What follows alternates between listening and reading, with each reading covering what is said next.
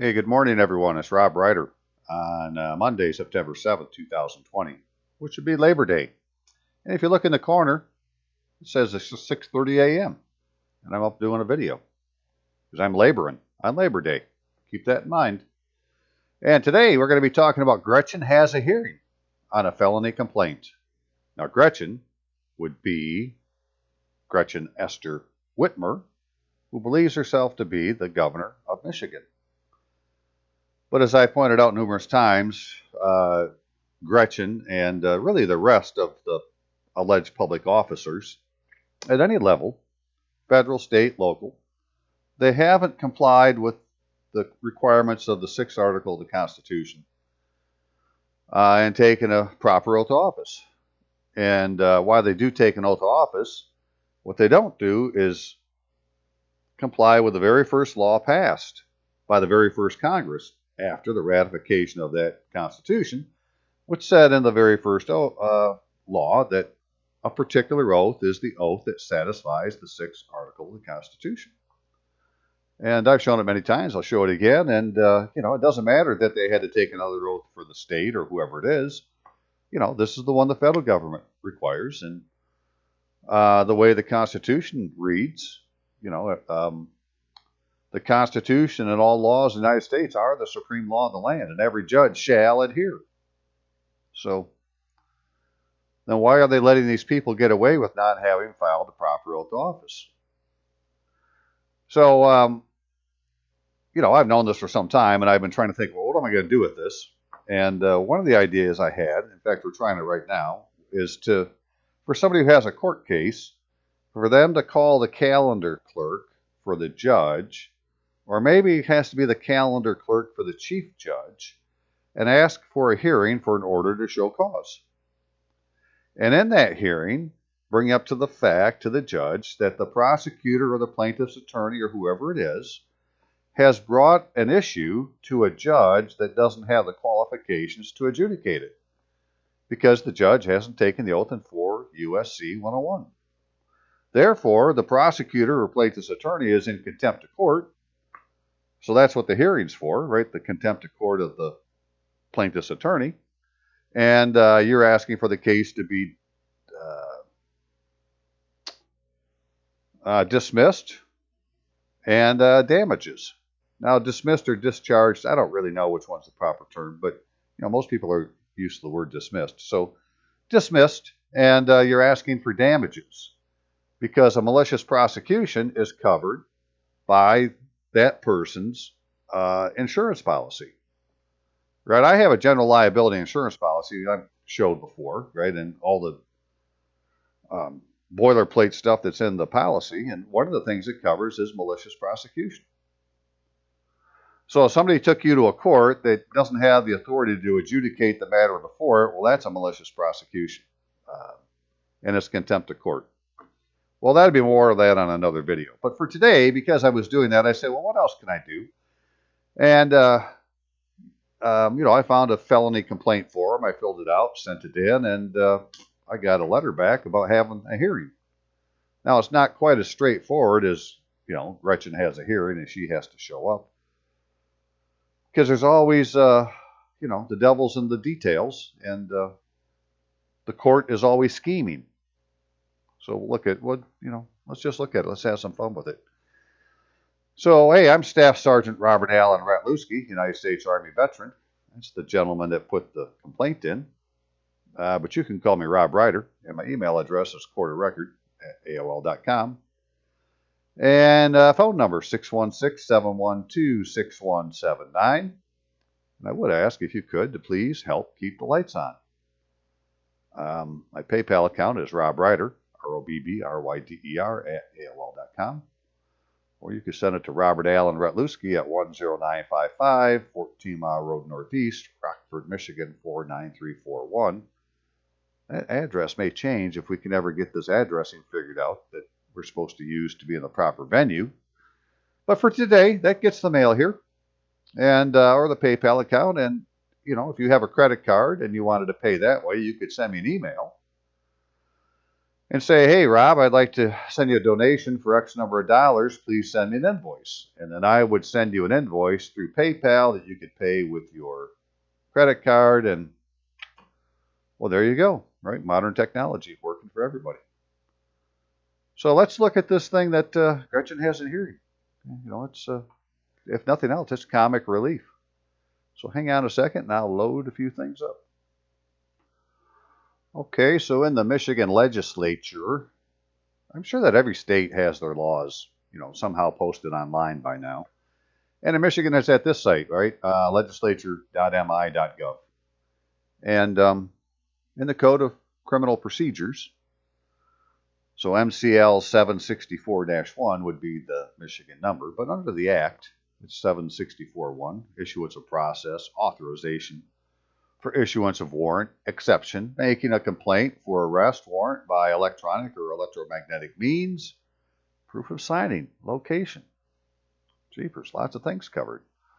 But I was really just for today interested in number 1, which says for the apprehension of person charged with a felony, misdemeanor, or ordinance violation, a judge or district court magistrate may issue process to implement this chapter, except that a judge or district court magistrate shall not issue a warrant for other than a minor offense unless an authorization in writing allowing the issuance of a warrant is filed with the judge or district court for magistrate, and except as otherwise provided in this act, the authorization is signed by a prosecuting attorney, and finally to the good part, or unless security for cost is filed with the judge or district court magistrate. Right? Or unless security for cost is filed with the judge for district court magistrate. So this is how you could do a citizen's arrest, right? You need to be willing to put up the security for cost. But it's not defined. They don't define what this security for cost is, right? It's one of those unknown things. But, security for cost doesn't mean that security means money for cost. It could be, you're going to swear to your complaint. Something, simple as that. So anyways, that's the section of law that allows somebody like myself to file a felony complaint against someone. And, this has got a number of caveats in it, but I don't really care about that shit. I just care about the first one. That's what they do. Well, that's what it says, right? So this is what I'm going to do. But I didn't want to go down to court. This is the thing, right? I don't have a car, so it's hard for me to get around. And living out in the country and such. So I said, I'll just mail it directly to the chief judge of the district court that I deal with, and we'll just see what happens, right? Because what the hell, I can do it. Now, the thing about this district court, right, this isn't necessarily the court that I'm going to show you that I sent it to, because by law, there's only one district court, right? In Michigan, there's one district court. Now, there's many, many districts, so each of those districts is a subsection of that district court. But there's only supposed to be one district court. So when I get something back that says 63rd District Court, it's like, well, no, it's the 63rd Judicial District Court. That's the proper thing. So, they put you in this other venue, which is part of this thing with the addressing. That if you don't have a proper residence address, then you're not being seen in the proper jurisdiction. And I plan on doing a video yet today on that particular subject, but I wanted to get this one done first. So anyways, here it is. We'll just follow that. And, well, then they have this felony complaint package, which, let's see, it's got a number on it here. MC 200, felony set. And in the set, it has an information page, and then it has a complaint page. All right, so this is for, this one I think says complaint at the bottom. Yeah, felony complaint. Right, and then the top one is this information felony. So an information is something that a prosecuting attorney would use. And they go and fill it out, blah, blah, blah, state of Michigan, county of, and the name of. And on this one, it says, and against the peace and dignity of the state of Michigan. Now, I've seen this in other states also, right? And so they would fill this out, and they're supposed to be putting in the citations or whatever the state law is that you violated, da da da da da. So they write all that in this block. But then it says, and against the peace and dignity of the state of Michigan. And this is the thing they're going to use as their authorization to arrest you. Forget whatever it says up here in this box. They're going to arrest you for peace and dignity of the state of Michigan. Because they're acting as, like municipalities. And a municipality, like a city, has a charter from the state, and in that charter, it has to maintain the peace.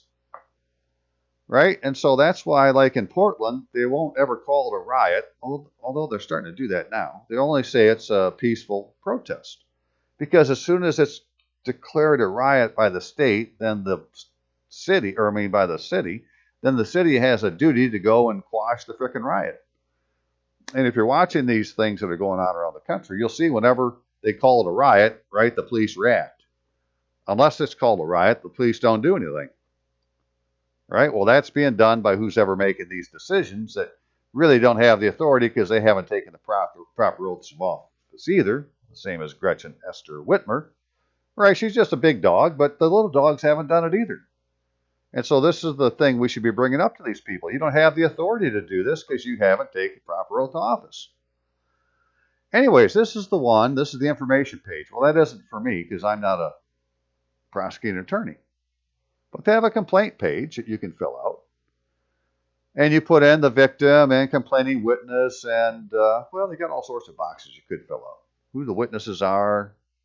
Complaining witness says that on the date and at the location described, the defendant, contrary to law, blah, blah, blah, blah, blah.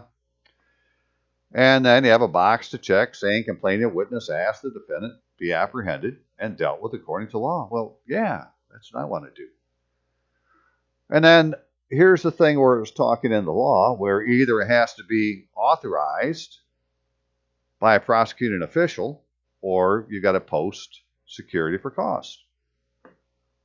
I declare under penalties of perjury that this complaint has been examined by me and that its contents are true to the best of my information, knowledge, and belief. And that's where the complaining witness would sign and date it. Right? So that's the thing that gets it started. And if they agree, well, here's a warrant felony to fill out. Maybe we'll see one that has Gretchen Esther Whitmer as the defendant. And this is the service page, right, for the warrant. And then what's this one here? Bind over, transfer after preliminary examination. Felony. I got one other thing. If you ever are arrested for anything that has to do with a crime, you need to be careful because the frickin' your public defender is going to waive your preliminary examination rights. Right? When you get an attorney, they're not acting as a counselor. They're acting as somebody who can sign for you, and they just sign away your rights. Right? You need to make sure you have your preliminary examination, and you need to tell the judge, if you haven't taken the oath in 4 U.S.C. 101, you don't have the authority to adjudicate this matter. The plaintiff has brought his charge to the wrong venue. This is a malicious prosecution. I demand you give me damages. So that's a side story, right? But let's talk about what I was doing. So this is what the form looks like. We saw what the law says about doing it. Okay, then if we look at a couple other things real quick, that in the 6th article of the Constitution, it says that this Constitution and laws of the United States, which are made in pursuance thereof, and all treaties made or which shall be made under the authority of the United States shall be the supreme law of the land, and the judges in every state shall be bound thereby, anything in the Constitution or laws of any state to the contrary notwithstanding. So even though these judges have not taken a proper constitutional oath of office, and they haven't complied with 4 U.S.C. 101, they did swear to God, right, that they would support, defend the Constitution, because they are taking some kind of oath. It just doesn't have their full legal name on it, and it wasn't properly done, and they're not using their the proper wording in the oath. And it says, "So help me God," which is a religious test, right? So by the same section here, right, that's what makes it unconstitutional. But no religious test shall ever be required, right? So, but they did swear to God. This is the point. It doesn't matter what name they use. God knows who they are. And they swore to God they'd uphold the Constitution. So if you can get them under their oath by telling the judge, I accept your oath and I bind you to it, and tell them that 3 times if you need to, because they can test the spirit 2 or 3 times, well, they'll agree with you, right? But then you have to know what to do with it afterwards. Now that you've accepted their oath, what is it you want done? Okay, so that's, the idea is, well, this is what it says. If I can find a law that says something that's from the United States, then the local judge, no matter who he is, because it's, lowercase judge, in every state shall be bound thereby. Okay, so the constitutional oath for Michigan is worded this way, which they're supposed to take, this oath. It says, I do solemnly swear that I will support the Constitution of the United States and the Constitution of this state, and I will faithfully discharge the duties of the office of, according to the best of my ability. But you see here, this Constitution of the state is lowercase, right? But on the one that I'll show you, that they have people like the governor or a judge or county clerk or whoever fill out, this C and this 8 are capitalized. Well, that change in grammar just changed the whole Constitution, right? Now that's a particular document where this just says that I will support the Constitution of the United States and the Constitution of the state, which the Constitution of the United States is the Constitution of that state, right? So by making this C and this S capitalized, now we're talking about a different Constitution. And so that was that part. So it's like, well, she changed that. That means that the C and the S were changed to capitalize. Well, that is counterfeiting an oath, right? So she counterfeited the document's words and then signed using a fictitious pseudonym because she didn't use her full legal name. And in her case, she had it witnessed by a notary who cannot witness governor's oath. There are certain officers that notaries can't witness, like the governor, the secretary of state, lieutenant governor, attorney general, treasurer, right? Those people, they cannot be, their oath cannot be witnessed by a notary. So, here's all the setups of what was happening. So give me a second, we'll get into what I did about it. All right, so now this is out of Title IV of the United States Code, Section 101. And this same oath is in the very first law passed by the very first Congress after the ratification of the Constitution in the statutes at large at 1 Stat, which is STAT, 1 Stat 23. And in there, it says this is the oath that satisfies the 6th article of the Constitution. Well, that's been codified now, and now in this United States Code, in Section 101, it says that every member of a state legislature and every executive and judicial officer of a state shall, before he proceeds to execute the duties of his office, take an oath in the following form, to wit, I, state your name, Robert Allen Ratluski, do solemnly swear that I will support the Constitution of the United States. Right, so you got to have the I, and then it has to have the person's name, and then just one sentence. So, all you need to do is look at the very first line. If it isn't I with a name, then it isn't this oath. Now, if it is I with a name, did they use a full legal name? And is this the only sentence that's in the oath? Because this is a requirement of federal law. They didn't tell you to do anything else other than this. Right, so this has to be taken by everybody from the president on down to the dog catcher because they're all public officers. And not a one of them is doing it. Now, they can prove me wrong and show me that they did, but I've asked for their people's oaths of office and they never send this one to me. So they didn't take it.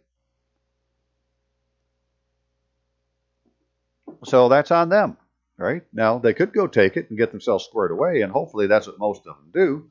But, the rest of them, they need to leave. And some of them have done things that, they've done under this assumed authority, which they don't have, so it's a felony whether they know it or not, because that they did it. And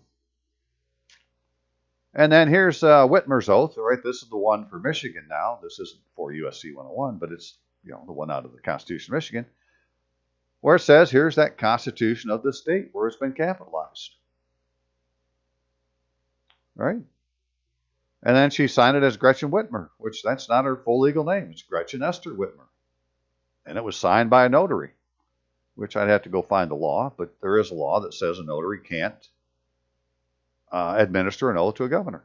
15 MCL 15 dot something or other. But she did. Right? So these are the reasons I was writing the complaint. And then as I was looking for these papers, I had found these from the past, and I wanted to show them that, right, this isn't my judicial district court, but this is a different one that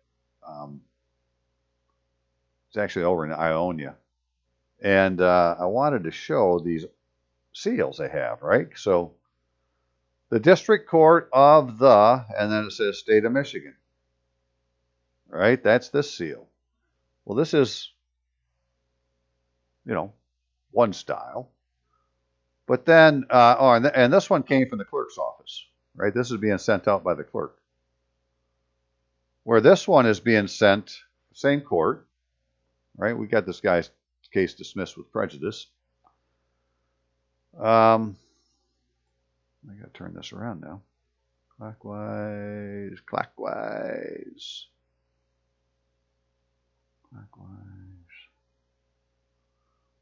All right, so this one came from the judge. All right, where it says the District Court of the State of Michigan. Now, in the very first Constitution of Michigan, it says that the style of the state is the State of Michigan. So I'm saying that this judge is acting as the clerk of the one district court, because he's really not a judge, right? But he could be a clerk. Or he stole the seal, right? And then this is the inferior court. That's the 63rd, in my case, 63rd District Court, right? That's what this seal represents. And this seal represents the 63rd Judicial District of a court, right? Which is the District Court, the District Court. There's only one of them. So if I could get something with a seal on it, I'd say, hey, this is the proper jurisdiction. And that's why I said, well, I'm going to write this complaint and send it directly to the chief judge of the district, which is what I did. Okay, so I'll get to that in just a second here. Hang on.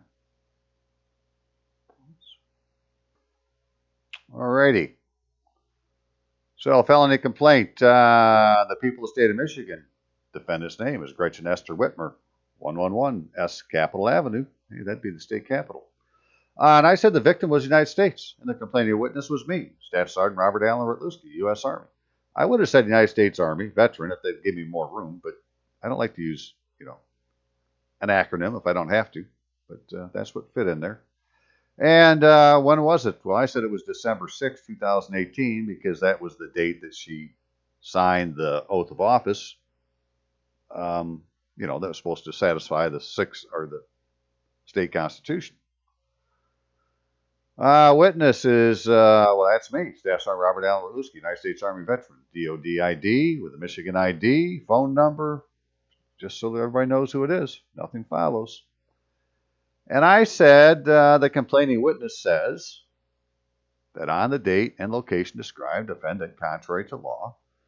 I said the defendant avoided the promissory oaths required to satisfy the 6th Article of the Constitution of the United States and the Constitution of the State of Michigan of 1963, and is impersonating the public officer, Governor of Michigan. The 6th Article of the Constitution of the United States mandates this Constitution and the laws of the United States, which shall be made in pursuance thereof, and all treaties made or which shall be made under the authority of the United States shall be the supreme law of the land, and the judges in every state shall be bound thereby anything in the Constitution or laws of any state to the contrary notwithstanding. Hey, that came right out of the Constitution. Well, the United States Code contains laws in the United States, and Section 101 of Title 4 of the United States Code, that'd be 4 U.S.C. 101, mandates that every executive and judicial officer of the state shall, before he proceeds to execute the duties of his office, take an oath in the following form, to wit, I, A.B., do solemnly swear that I will support the Constitution of the United States. The defendant has not complied with the laws of the United States and executed the oath in 4 U.S.C. 101. The defendant simulated a legal process violating the Michigan election law, which is Act 116 of 1954, and the Constitution of Michigan of 1963, when she filed a counterfeit oath of office to simulate satisfying the Constitution's Article 11, subsection 1, oath of office, which is defendant did not identify herself with the legal identification Gretchen Esther Whitmer. That'd be her full legal name. The text of the oath is grammatically altered, and the person administering the act is unqualified to do so. According to Michigan compiled law, MCL 15.37, a notary cannot administer the governor an oath. A copy of what was filed with the Michigan Department of State is included with this felony complaint. Not only did the defendant fail to qualify for the office of governor, but the avoidance of a promissory oath to the sovereign is a common law act of treason. It has been since the time of Henry VIII. The defendant is a traitor of the United States and is impersonating a public officer of Michigan in a scheme to coerce the civilian population of the United States or influence the policy or affect the conduct of the U.S. government by coercion. That'd be the end of complaint. And that last statement, it comes out of this idea that the Secretary of State, the Secretary of Treasury can certify acts of treason. And these are one of the definitions of what an act of treason is, right? That to coerce the civilian population of the United States or to influence the policy or affect the conduct of the U.S. government by coercion. So all this shit you're seeing going on in all these cities, those are acts of treason by people who are supposed to take an oath of office, who didn't. They're just pretending to be a mayor, a city manager, a legislature, a county commissioner, whoever the fuck they say that they are. They're not, because they didn't take an oath of office. And they could be treated as a traitor, lined up and shot. Maybe we hang them. What do we do? Is it hanging? Is treason a hanging offense or shooting an offense? I don't remember how they do it anymore. But we have a way. Complaining witness agrees to file security for costs in accordance with Michigan compiled law MCL 764-1 with the judge or district court magistrate and awaits to be informed on the type of security required. And because I wanted to make this thing have some value, I put a stamp on it and went through it. That way, when I mailed it, I could mail it with insurance on it. Right? So, that's how simple it was. So now all you have to do is mail it to them, which I did. And here's that oath of office again. So this is a little packet of stuff. And the oath in 4 U.S.C. 101, just so everybody knows what we're talking about. You can give them a copy. There's the mailing that says I mailed it to Jeffrey O'Hara. He's the 63rd District Court, right? The 63rd District Court. Right? He's the chief judge. And so the chief judge would have that other seal, the one that says the state of Michigan on the bottom. And I said, well, I'll mail it to him, right? And he can call me and take my oath over the phone, or I can tell him that I'm in the military. I'm still under oath, which is what I did. And we'll see what happens. So I don't know what's going to happen. But I get this, so ta-da, now, hey, I get something in the mail. It says notice of hearing. Plaintiff, Staff Sergeant Robert Allen Ratlewski, 10955, 14 Mile Road Northeast. That would be me. Whitmer, Gretchen Esther. Right now, they put these slashes in there, and it's backwards, but so be it. Right, where it said a hearing will be held Thursday, 9/17/20. Right, didn't say 2020, but it says 20. So what I'm going to show you is there'll be some errors in these documents, but just to show that they sent this starting with, right? Time 8:30, doesn't say AM or PM. gives a location, says who it's before. For a hearing, for the following purposes, hearing on felony complaint that was filed at the 63rd District Court, Ritluski versus Whitmer. Well, really, it's the United States versus Whitmer. But if I'm in my official capacity as a staff sergeant, then it is the United States versus Whitmer. And then it said, check, the defendant is required to attend this hearing. Outstanding. She's got to show up. Right? And they sent this out at 8/31/20 with some scribble saying that this certificate of mailing. Right? So I get this. I actually got it in my email first, and then I got a hard copy mailed to me.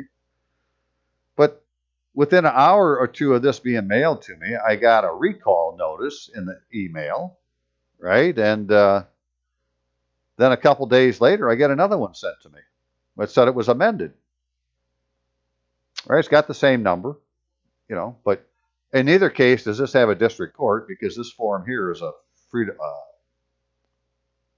of the court form. It isn't a district court form. So I don't know why they didn't use a district court form, but there you are. It still says notice of hearing, and it says she has to show up, and there you are. I got a copy. Then I get this amended one, which now it's got the phone number is wrong. It's missing a digit. Still me. This part's the same. That part's the same.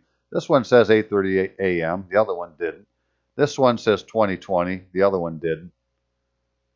Same location.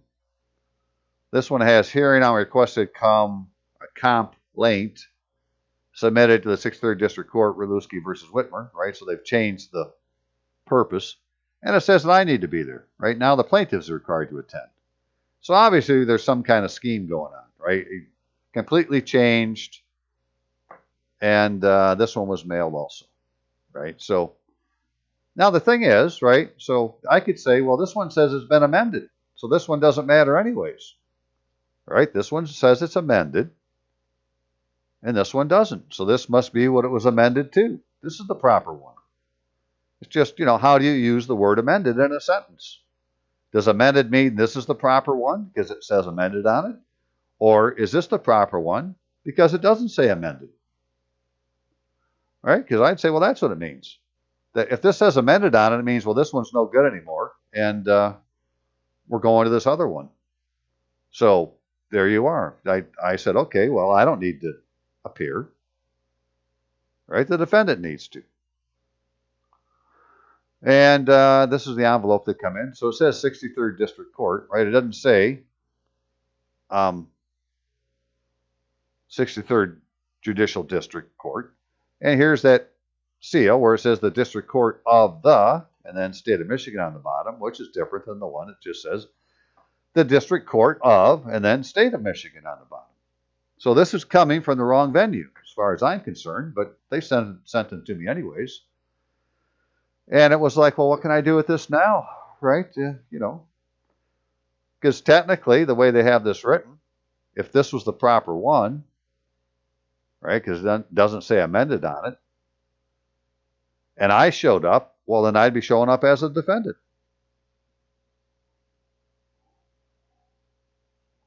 So I didn't want to do that. So what I decided to do is, well, hell, I'm going to send this to the FBI and say, look, this is a simulated legal process. I have contradicting hearings notices to my complaint.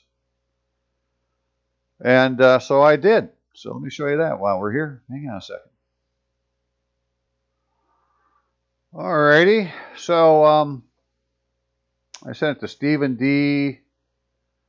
Antonio at icfbi.gov. So if you ever want to send something to the FBI, right there, all of these agencies do their email addresses a little bit different. But just like Hillary Clinton had to have an official email address, well, everybody does. And so how they do it at the FBI is they take first name, period, last name. Now, he would normally have a D with an apostrophe and a space and then the rest of his name. But in this case, they put them together. At, and then what you need to know is it's IC, which it stands for intelligence community, FBI.gov. And it's the FBI Detroit Field Office Special Agent in Charge. So you can go online, find the Special Agent in Charge, and send them an email directly. You don't have to fill out the damn forms, which, who knows where that stuff's going to. But this went to a guy who's in charge, and, now it's in his official email. And which I said, Agent D'Antonio, I'm a veteran of the United States Army, still bound by oath. I wish to bring a few issues to your attention. Public officer impersonation and simulated legal process. Gretchen Esther Whitmer, a.k.a. Gretchen Whitmer, Governor of Michigan, evaded the mandatory oath of office required by the laws of the United States, specifically 4 U.S.C. 101, for the record, since the time of Henry VIII, evading a promissory oath to the sovereign is a common law act of treason. I ain't making that up. It is plainly written in 4 U.S.C. 101 that a wannabe state officer shall, before he proceeds to execute the duties of his office, take an oath in the following form, to wit, I, A.B., do solemnly swear that I will support the Constitution of the United States, where A.B. is the full legal name identification. Ms. Whitmore did not follow this law of the United States. Ms. Whitmer is not alone. No one acting as a state officer or any of the several states in any capacity has properly executed the oath of 4 U.S.C. 101. No governor, attorney general, secretary of state, treasurer, justice, judge, commissioner, supervisor, mayor, clerk, attorney at law, dog catcher, or anyone in between has complied with 4 U.S.C. 101. So they don't have the authority to enforce laws. Right? Keep that in mind. Even the state oath that is being filed by these persons is unconstitutional. The incumbent is not identified by full legal name. The grammar of the oath has been altered, and the state official's witness is unqualified. This mass omission is part of a scheme by domestic terrorists impersonating state officers to disenfranchise the government and citizens of the United States of the Republican form of government mandated by the Constitution, and then operate the several states under color of law while the people's and nation's wealth is embezzled. Right? A Republican form of law means we're going to have elected or appointed officials in charge. Right? But for them to actually be that, they have to have an oath of office, and they don't. So we don't have a Republican form of government, and we have people using color of law to act like the government so they can embezzle our frickin' wealth.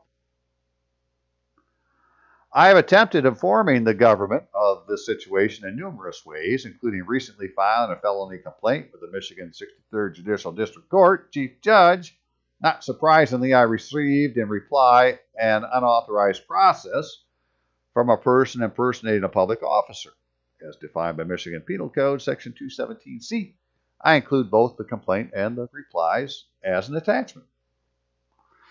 See, I'm saying that was what they sent. They weren't really notices. They were unauthorized processes. Which is, hey, that's a felony to do. The unauthorized process entitled Notice of Hearing counterfeits the legal process of the state of Michigan, and in combination with the evaded 4 U.S.C. 101 oath of office, evidences a conspiracy against rights, deprivation of rights under color of law, which is 18 U.S.C. 241 and 242. I actually received 2 notices, upon one of which is written amended. These unauthorized process are on a form not intended for use by the district court of the state of Michigan, and their substance conflicts with each other.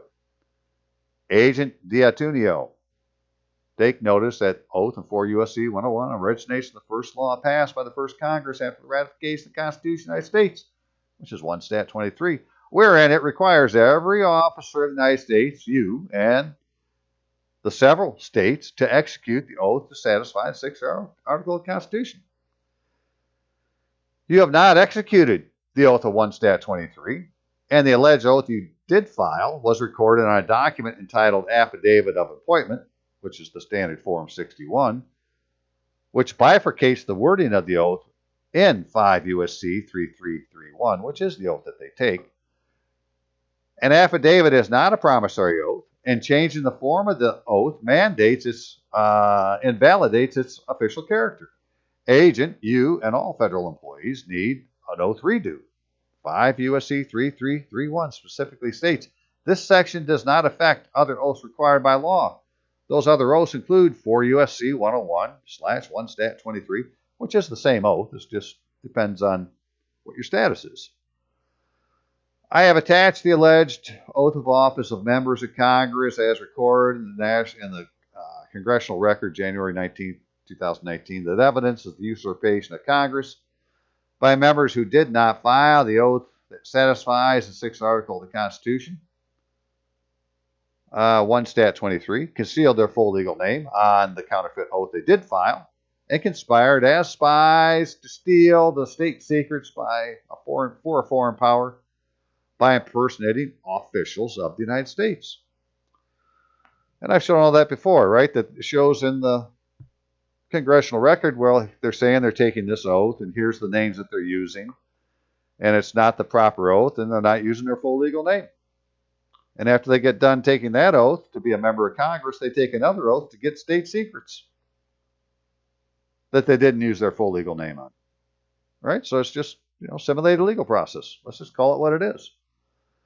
I stand by my felony complaint that Gretchen Esther Whitmer is a public officer imposter impersonating the governor of Michigan, and I ask you arrest her and her conspirators immediately.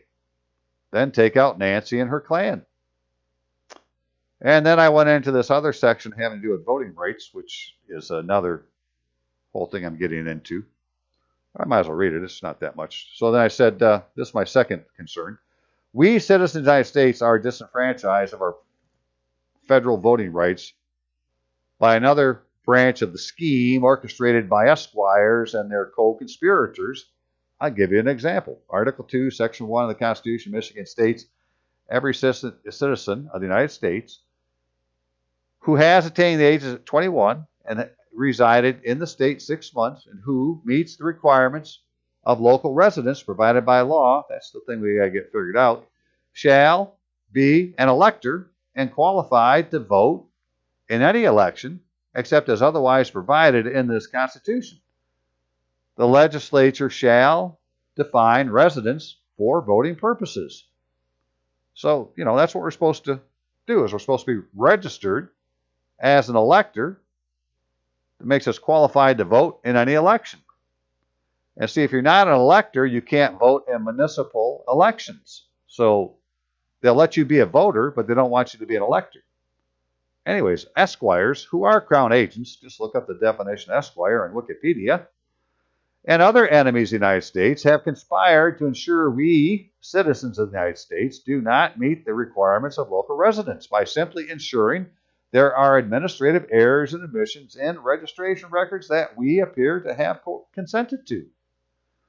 Because of these errors, we are not being registered as a qualified elector residing in a minor civil division, that'd be your MCD, of the United States.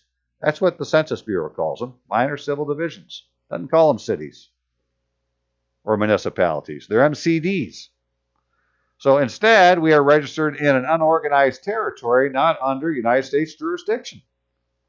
We have been removed from the United States, a.k.a. lost beyond the sea.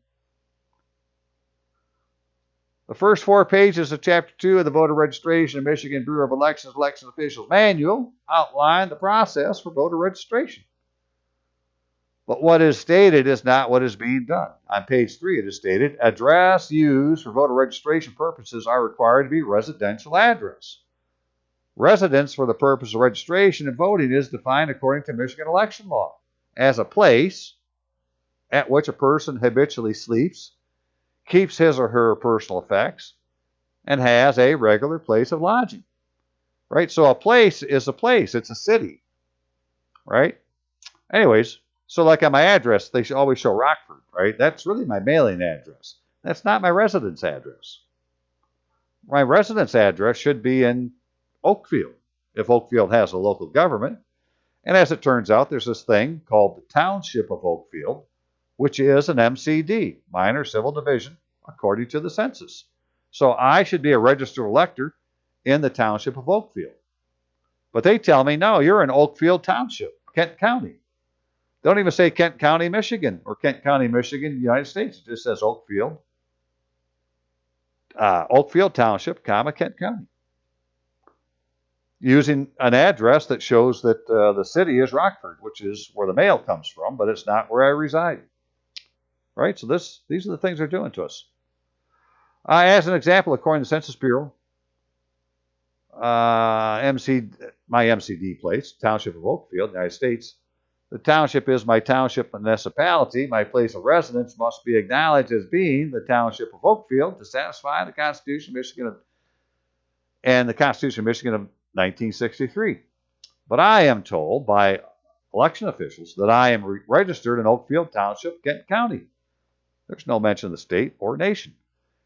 And they have thus far refused to tell me my residence address in the township place, which is the Township of Oakfield. Oh, hang on a second here.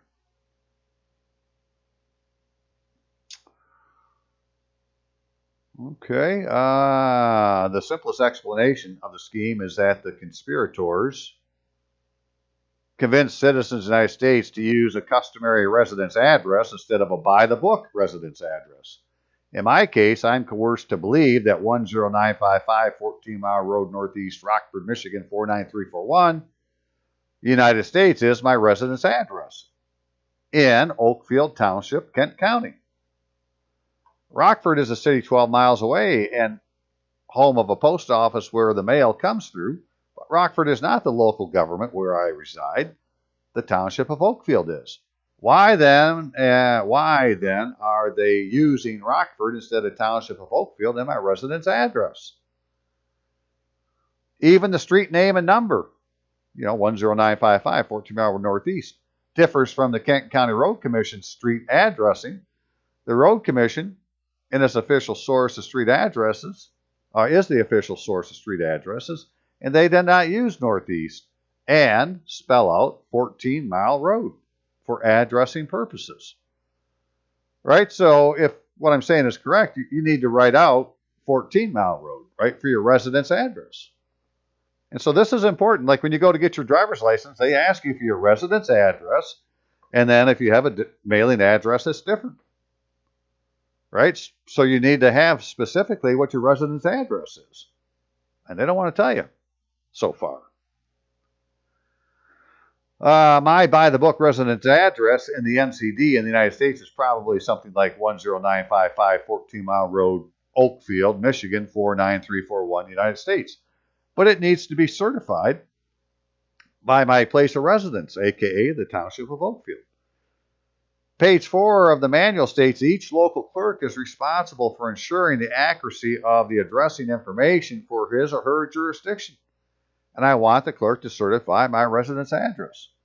Agent D'Antonio, who is the local clerk for the Township of Oakfield, can you intercede with this person to get me registered as an elector in the township.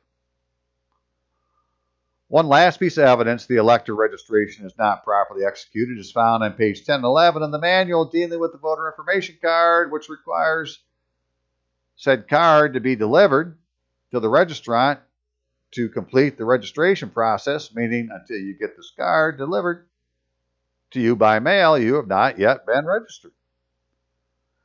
Instead of delivering the form entitled Voter Information Card, local clerk is mailing out a voter identification card. Right? Doesn't have the same title. Not only does the form have the wrong title, it also lists the school district on its face, a district not mentioned in the description of a voter identification card. Right? So they send you this card, they want you to say, well, that's the card you're supposed to get. Well, that's coercion. It doesn't say voter information card on it. It says voter identification. And I showed all this stuff in my last video. You just have to go to my YouTube site and search by upload date. It was the one just before this. I show all these things. So on page 11 of the manual, it is stated that the contents of the form shall contain, after creating a voter master card, on which the voter's digitized signature will be printed, the clerk is required to prepare a voter information card for the applicant, which includes the applicant's name, registration, address, congressional, state representative, and county commissioner district numbers, precinct number, polling place, location, but no mention of a school district. The custom the clerk is using to register persons is in violation of the written law, regulation, and procedure, and has resulted in my being disenfranchised of my residence in the United States. The local clerk is simulating a legal process under color law, an offense of 18 U.S.C. 231-232. I attach a copy of the voter identification card delivered to me. This form is not the form that complies with the Michigan Bureau of Elections election officials manual requirement to deliver a voter information card, and the voter identification card is not mentioned anywhere in Chapter 2. Right? They don't talk about a voter identification card in their freaking procedure, but that's what they send you anyways. Agent D'Antonio, I want your immediate support in getting myself registered as a qualified elector of my minor civil division, aka Township City, as soon as possible for the good of all citizens of the United States. We are in need of our residence address acknowledged in the MCD of the United States. If that happened, then all this other shit would go away that we're dealing with. Right? We're just not in we're not in the Republic. We're in the United States of America.